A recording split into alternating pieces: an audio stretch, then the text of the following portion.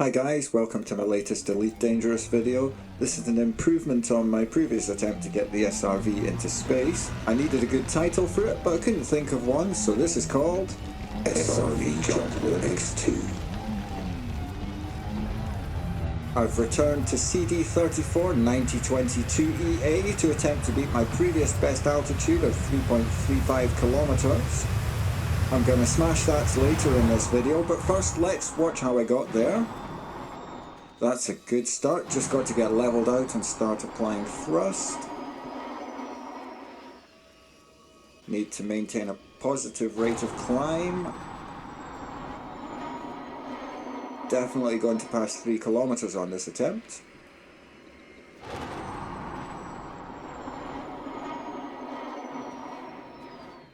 And there we go, 3 kilometers already. I'm aware that this has been tried before by other people, but I've set myself a couple of rules. Rule 1, no assistance from other players. So that's things like sitting on top of somebody else's ship and allowing them to lift you into orbit. Rule 2, no hitching a ride on top of your own ship by dismissing it. Same principle as Rule 1, I think that would be really difficult to do though. Rule 3, no using glitches or hacks. Because what would be the point? And anything's possible if you cheat. Personally, I think you need a planet with geysers and even lower gravity than this one has. I tried Saturn's Enceladus, which is only 0.01 G, as I know in real life that it famously has large water geysers. Those plumes are near the southern pole and have speeds of about 1.25 kilometers a second, which should be plenty, but when I went there, I couldn't find them, so I came back here instead. Getting very close to 7 kilometers, but definitely starting to slow down, as you can see from the vertical speed gauge. I think that's about as high as I'm going to get from this first attempt. And the rate of climb turns negative for the first time, 7.06 kilometers. Not bad. That's more than double what I managed last time, but I'm not done with this yet. I'm convinced there's more altitude to be had. There's a few things to try. Hitting the geyser dead center might be important.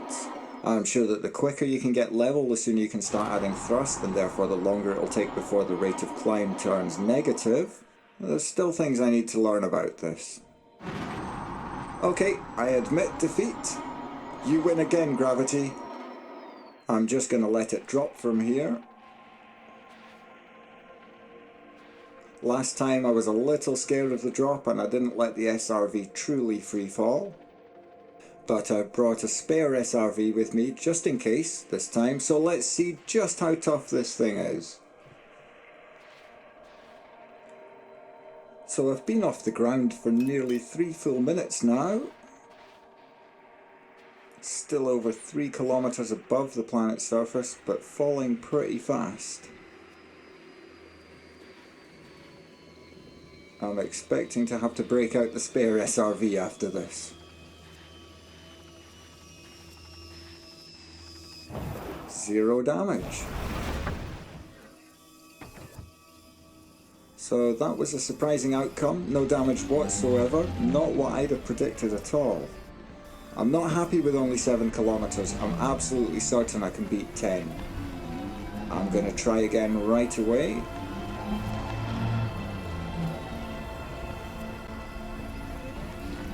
The geyser lost power as I approached it. That was unlucky timing. I don't know how quickly these things regain power. I'll wait a couple of seconds to see if it's only a temporary thing.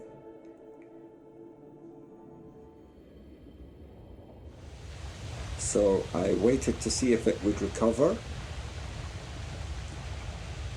I waited a long time. A long time. Eventually, I gave up. Just out of interest, is there any lift at all when the geyser is in this less energetic state? Answer is yes, but it's feeble.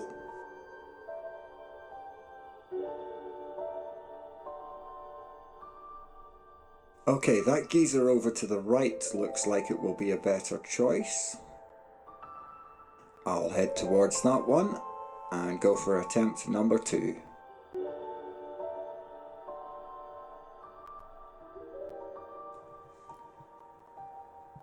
That's more like it.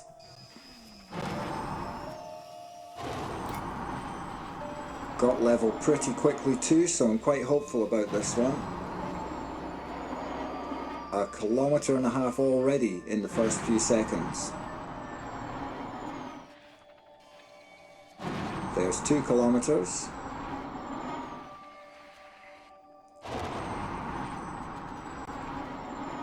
I'm trying just using half of the energy in the capacitor for each burn. I know that beam lasers work less well when you get right down to the bottom of the capacitor. Perhaps the thrusters work similarly?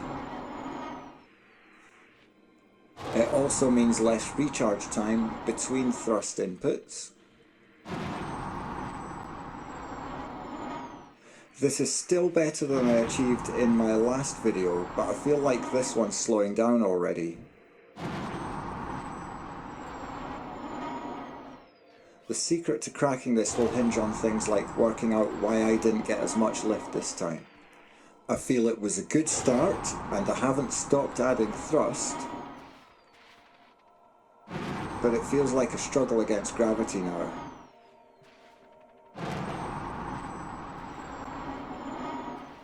The rate of climb is visibly reducing. 5.17 kilometers. Not bad. Nowhere near as good as my first attempt in this video though. That's quite puzzling. I'm going to try to get myself back to where the geysers are before I hopefully land. They're over to my left, about 6 kilometers away, but I'm 5 kilometers up, so they're probably only about 1 kilometer away. I don't really have a good idea of where they are relative to me, so this is guesswork. But I really don't want to have to drive for 20 minutes to get back to them, so I'm going to try and get as close as I can. If I'm lucky, it would be nice if I could get within a few hundred meters of them. The amount of hang time from these jumps is kind of ridiculous. Just noticed I've only got 1 pip to the shield, so I should definitely do something about that. Back down to 3 kilometers up, and I'm still 4 kilometers away from my desired landing point. I think I'm going to have a little bit of driving to do once I hit the ground. Assuming I survive the landing, of course.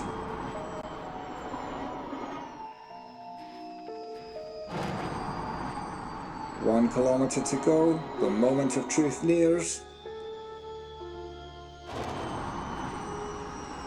And 0 damage again. Confusing. Handbrake is on. Okay, attempt number 3. I was doing 21 kilometers an hour when I hit that one. I hit the thrusters a fraction before I reached it, so I was already off the ground. I've only got 16% hull this time, and I've had heavy landings take off more than 16% before, so there's actually a slight danger this time. Disappointing lack of altitude given that I'm not even at 1 kilometer yet. This one's certainly no record breaker. I need to work out what was less good about this attempt.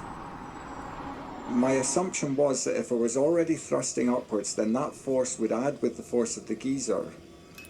Obviously not.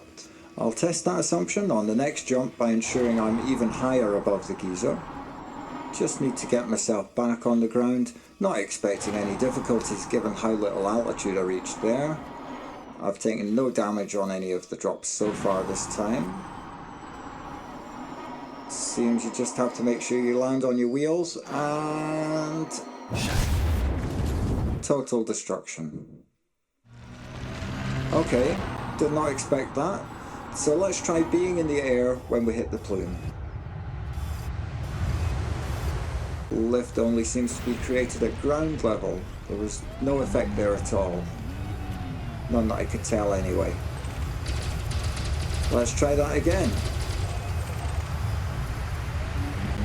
Attempt 4. Woohoo! Okay, that felt better. Much better.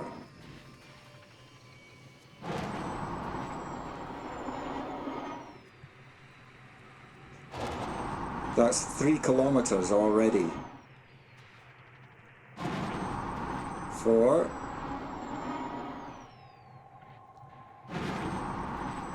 5.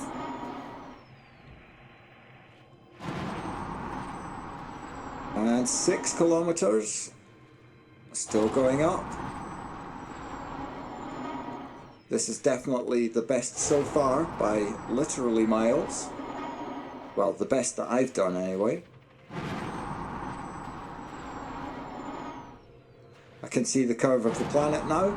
Flat earthers would be angered by this game for sure.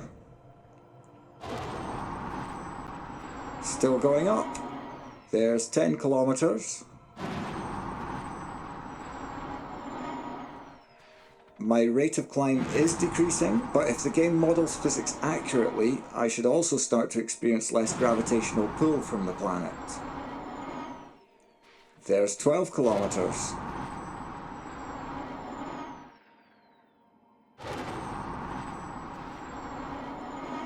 13. And since I have a constant amount of thrust, if I can get high enough, I should be able to keep climbing. That's a mighty 14 kilometers above the surface of the planet now.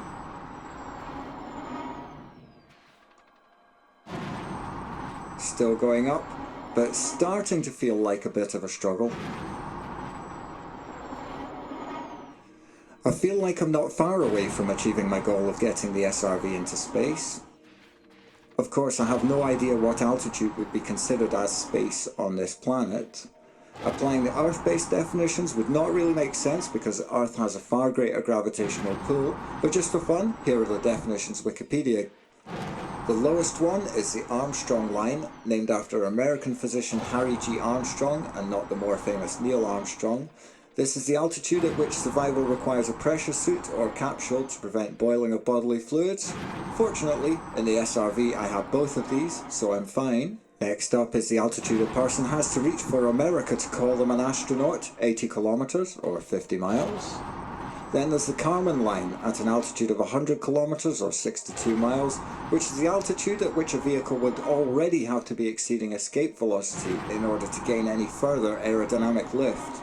2 of those are based on the fact that Earth has an atmosphere, so they make no sense on a planet such as this with no atmosphere. Therefore, I can only take the arbitrary American definition. 80 kilometers is where space is. But this planet has 33.3 times less gravitational pull than the Earth, so do I divide 80 by 33.3? If so, then 18 kilometers is space. I'm going to accelerate towards the ground now. This will be the most severe drop test I've done yet. I'm not quite brave enough to try hitting the ground canopy first, but accelerating all the way down from 18 kilometers should result in a fairly severe impact with the surface. I feel like the SRV could probably survive a drop from space right down to a planet's surface, and if I'm going to do anything more than just get into space, I'm going to have to test that re-landing is plausible. I can restock fuel as long as I bring sufficient materials, so that's not a concern. Time is an issue. The nearest station is at least a week away at subliminal speeds. It would be a long, boring journey for sure, but I know it can be done because people have flown ships between planets at those speeds. Allegedly. I do wonder how a station would react to an SRV requesting docking. I think it either wouldn't notice I'm there, or it would blow me up for loitering. Those are my assumptions anyway. And I definitely wouldn't attempt this in open play. Rotate the Scarab, please, Hal.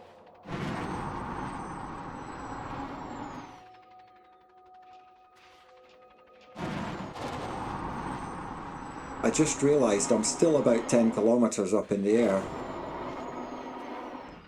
That means I've probably still got enough time to get back over to my geysers over there. Might as well try that since I don't want to be driving forever and ever just to get back to try one more time. It still seems strange to be looking at the planet from here without being in a ship. Looks like I'm going to have to drive across that valley to get back to the geysers after all. I'm not really making much forward process. Don't worry, I'll cut that bit. This video is all about the jumps. The next jump's going to be epic. I just have a feeling. Well, not just a feeling. I've already seen what happens. This isn't exactly live. I'm going to go higher than 18 kilometers. 0 damage again. Handbrake is on. Whoops. Chassis integrity compromised. 24% damage from that roll. That was a big bounce as well. I don't have any more SRVs with me, so I've got to be careful here. Whoa. Whoa. Yeah, it's all good. So I survived that. I did a quick hull repair, and then I did more damage on the drive back here.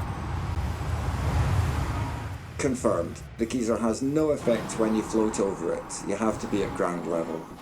Time for the big jump. I'm ready if you are.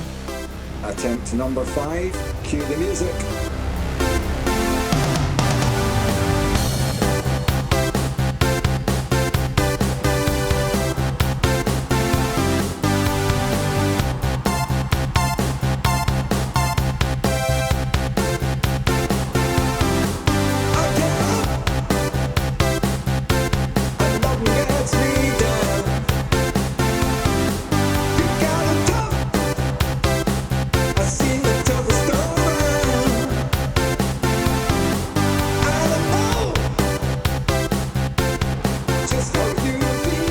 Okay, here we go. Last time I was off the ground for 5 minutes 11 seconds and reached an altitude of 18 kilometers. Spoilers, I'm going higher this time. Already over 8 kilometers up. In real life, I'd need to start adding some horizontal speed. By my calculations, on a planet with 0.03 g and a radius of 617 kilometers, the escape velocity is about 28 kilometers an hour. Ship recalled. That doesn't sound like too much.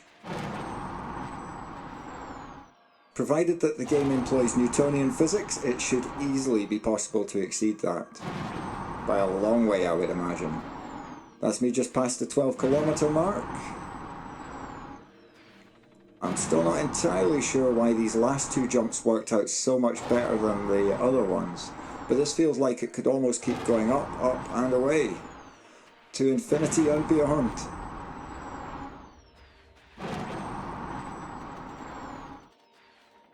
That's 15 kilometers. I think my ears just popped.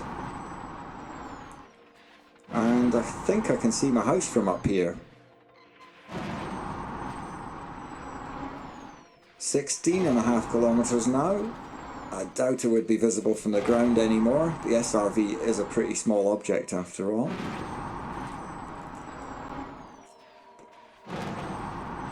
Managed 18 kilometers last time.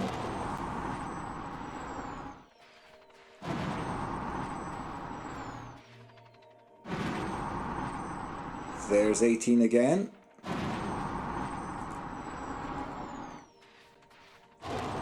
But I'm not going to stop there.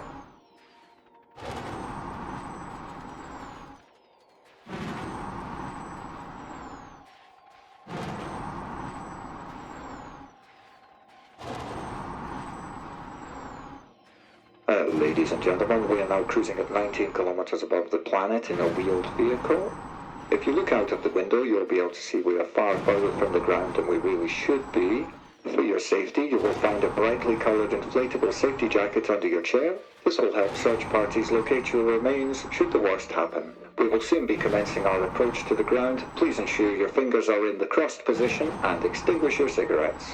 We hope you enjoyed the in-flight movie, Alive. Rest assured there is no danger we will end up in the same situation as the people in that film. A crash from this altitude is guaranteed to be non-survivable, so no one will resort to cannibalism. Approaching maximum altitude for this jump. 19.8 kilometers. There we go.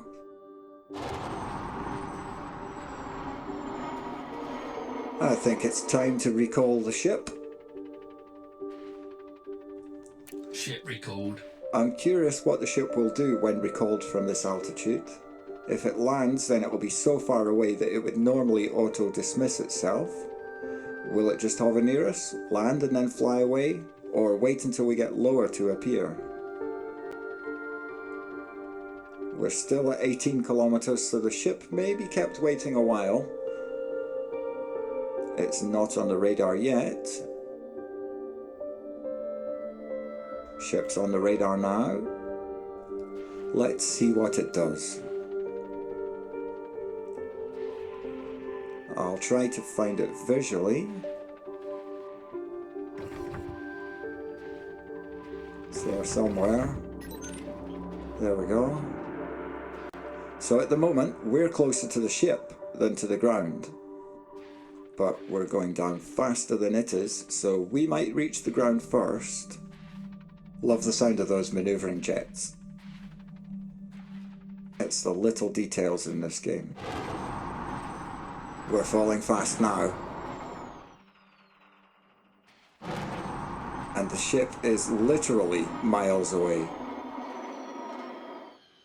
This is your captain speaking. Brace for impact. Brace for impact.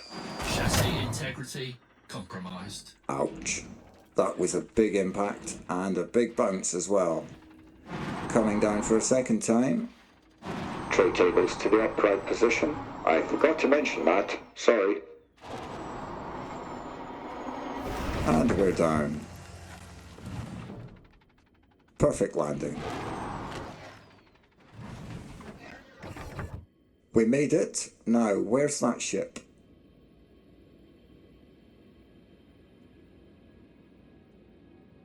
I think I've confused my ship. It's coming down so slowly that I'm going to hit fast forward.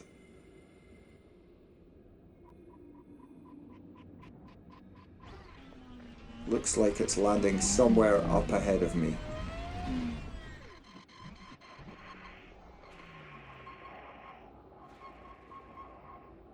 Surely it could have landed a little bit closer than that. Oh well, might be time for yet more fast forward.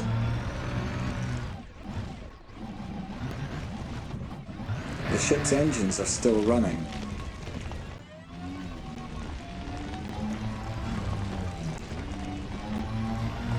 What's up with that?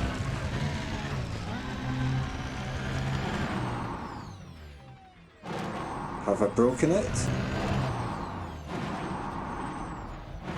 I don't see any landing here. I don't think I've seen this happen before. It's as if the ship can't find anywhere at all to land within a few kilometers, so it's just hovering and waiting for me. I wonder if I'll need to dismiss it and recall it again. I don't want to assume that though, so let's see if I can return to it first.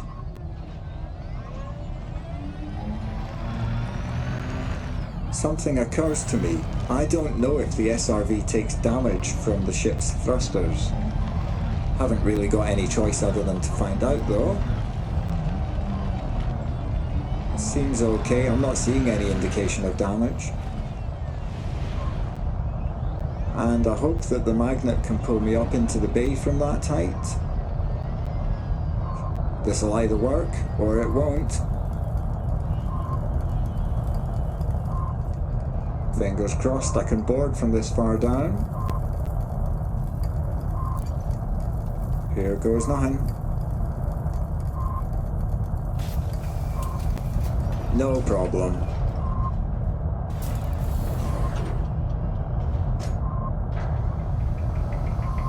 Oh, did I speak too soon? I was worried for nothing there. That was interesting though. Well, that brings us to the end of this video. If you can jump higher, please let me know in the comments. And if you enjoyed my little video, please like, subscribe, watch the other videos on my channel. And most importantly, until next time, fly safe. Thank you for choosing Space Pepsi Airlines today. We hope you had a good flight, and don't forget to visit the gift shop in the terminal.